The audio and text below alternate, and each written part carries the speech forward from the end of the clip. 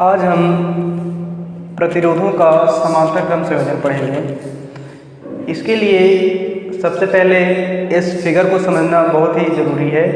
ध्यान से देखिएगा इस फिगर को। इसमें तीन प्रतिरोध R1, R2, R3 समांतर क्रम में जुड़े हुए हैं। अब इन प्रतिरोधों का तुल्य प्रतिरोध हमें निकालना है। तो जब भी प्रतिरोध समांतर क्रम में जुड़े रहेंगे तो इन प्रतिरोधों में जो बैटरी द्वारा धारा जा रही है I, जैसे इन प्रतिरोधों में जाएगी तो ये धारा का मान बढ़ जाएगा। I धारा जाकर यहाँ से तीन भागों में बढ़ जाएगी, I1, I2, I3। अब यह तीन प्रतिरोधों में होते हुए फिर इस पॉइंट पे जाएगी। इस पॉइंट का नाम दे दे A, इस पॉइंट का नाम दे दे B। तो B पर जाने के बाद धारा फिर I के रूप में बहने लगेगी।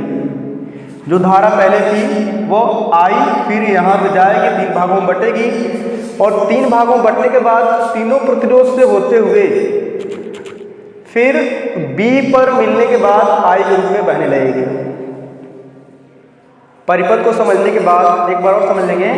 और ये परिपथ जो है 20 वोल्ट के बैटरी से चलेगा। यहाँ पे बैटरी लगी रहेगी। सबसे पहले हम कुंजी को प्रेस करेंगे, कुंजी को ऑन करेंगे, परिपथ में I धारा बहने लगेगी। धारा टर्मिनल A पर पहुंचेगी, फिर तीन भागों में I1, I2, I3 बट जाएगी। फिर पॉइंट B पे जाकर मिलेगी, फिर I बनकर आगे प्रोसेस पे चली जाएगी।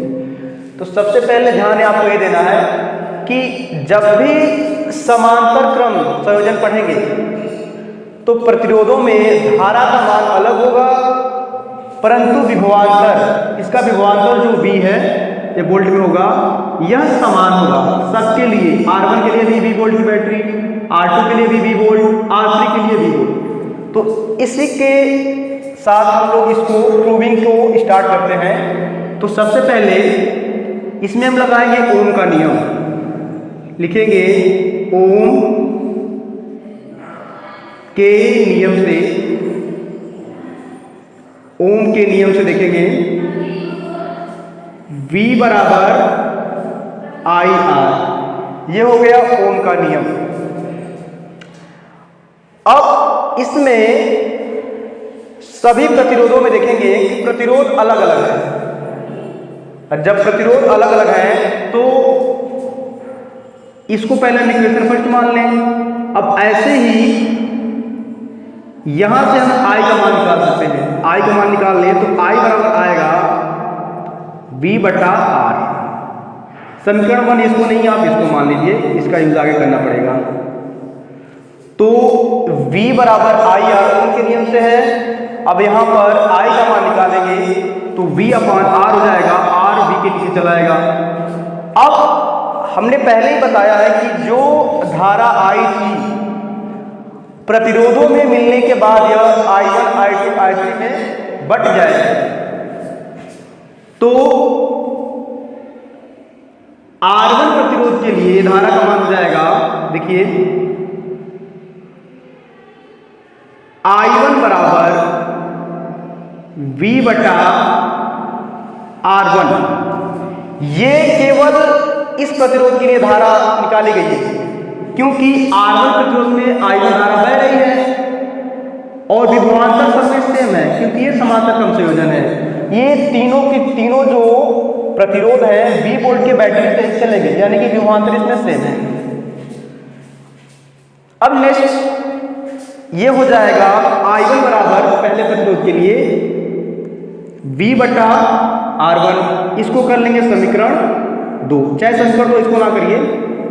ऐसे I2 का मान निकाल लीजिए तो I2 का हो जाएगा V बटा R2 और I3 बराबर हो जाएगा V बटा R3। इन तीनों प्रतिरोधों में धारा का मान निकाल लिया हमने। अब इन तीनों को मिलाकर हम कर लेंगे समीकरण 2। अब समीकरण 1 और 2 का यूज करेंगे। उससे पहले परिपथ में प्रवाहित कुल धारा, परिपथ में प्रवाहित कुल धारा I बराबर हो जाएगा I1 plus I2 plus I3। अब यहां देखेंगे समीकरण 1 में I का मान है, समीकरण 2 में I1 I2 I3 का मान है, सब इसमें रख देंगे। और यहाँ I बराबर I1 I2 I3 किस बेस पे हुआ है, क्योंकि जैसे हम कुंजी प्रेस करेंगे तो परिपथ में I धारा ही बहेगी। I धारा जाने के बाद यहाँ 3 भागों में बढ़ जाएगी। मान सकते हैं कि मान लीजिए यहाँ पर हमने प्रेस किया कुंडली को और 12 एम्पियर की धारा बह रही है, 12 एम्पियर की धारा है, फिर 3 भागों में बढ़ जाएगी। यानी इसमें हो जाएगी 4 एम्पियर की धारा, इसमें 4 एम्पियर की धारा, इसमें 4 एम्पियर की धारा, इसमें 4 से 12 एम्पियर की धारा हो जाएगी। तो कहने का तात्पर्य ये है कि जितनी धारा बैटरी से होकर जाएगी यही धारा इसमें बटेगी, यानी ये धारा इनके योग के बराबर होगी। इसी से कुल धारा हो गया है I बराबर I1 plus I2 plus I3। अब समीकरण 1 और 2 से मान याद करें।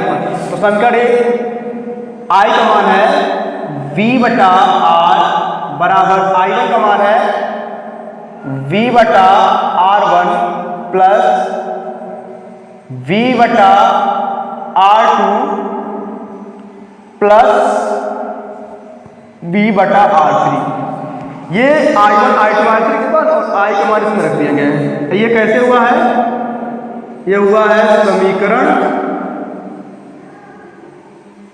1 व 2 से।